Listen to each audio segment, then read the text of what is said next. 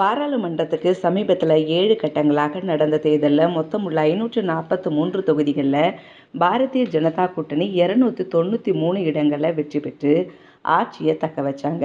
காங்கிரஸ் உள்ளிட்ட எதிர்க்கட்சி கூட்டணியான இந்தியா கூட்டணிக்கு 234 இடங்கள் கிடைச்சது.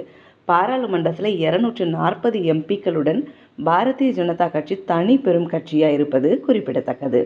2014 மற்றும் 2019 ஆண்டுகளில் தனி பெரும்பான்மையோடு ஆட்சி அமைத்த பாரதிய ஜனதா இந்த முறை ஆட்சி அமைக்க தேவையான 272 இடங்கள் கிடைக்காததால 16 எம்பிக்கள் வைத்துள்ள தெலுங்கு தேசம், 12 எம்பிக்கள் வைத்துள்ள ஐக்கிய ஜனதா தளம் கட்சிகளோட இணைஞ்சு கூட்டணி ஆட்சியை அமைச்சிருக்குது.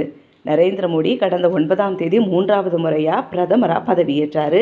அவரோட மத்திய மந்திரிகளும் பதவியேற்றாங்க. இந்நிலையில் புதிய எம்பிக்கள் பதவியேற்கவும் சபாநாயகர், துணை சபாநாயகரை தேர்வு செய்யவும் பாராளுமன்றம் காலையில் 11 மணிக்கு கூடியது. இன்றைக்கும் நாளைக்கும் 2 நாட்கள் புதிய எம்பிக்கள் பதவியேற்க இருக்கிறாங்க. முன்னதாக இன்னைக்கு காலையில் 10 மணிக்கு ஜனாதிபதி மாளிகையில் தற்காலிக சபாநாயகருக்கு பதவி பிரமாணம் செய்து வைக்கும் நிகழ்ச்சி நடந்துச்சு. பாராளுமன்ற தற்காலிக சபாநாயகராக ஒடிசா மாநிலத்தை சேர்ந்த 7 தடவை தொடர்ந்து வெற்றி பெற்ற எம்பியான ஜனதா எம்பி பத்ருஹரி மகதா பதவியேற்று கொண்டார். இதனை அடுத்து பார்த்தீங்கன்னா, பாராளுமன்ற ஆளும் கட்சி தலைவர் என்ற முறையில் எம்பியா பதவியேற்ற பிரதமர் மோடிக்கு தற்காலிக சபாநாயகர் பத்ருஹரி மகதா அழைப்பு விடுத்தார். அதை ஏற்று முதல் நபராக பிரதமர் மோடி எம்பியா பதவியேற்றார். நாளைக்கு புதிய எம்பிக்கள் பதவியேற்பும் தொடர்ந்து நடைபெறும். நாளையோட அனைத்து எம்பிக்களும் பதவியேற்றுவாங்க.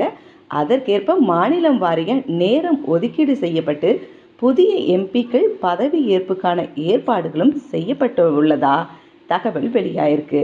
ஸோ இந்த 2 நாளில் இந்த விஷயம் டோட்டலாக முடிஞ்சிடும். அதுக்கப்புறம் மற்ற வேலைகளை தொடர்ந்து பார்க்கலாம் அப்படின்ட்டு தலைமை சொல்லியிருக்கிறாங்களாம். வல்லவன் உங்களில் ஒருவன்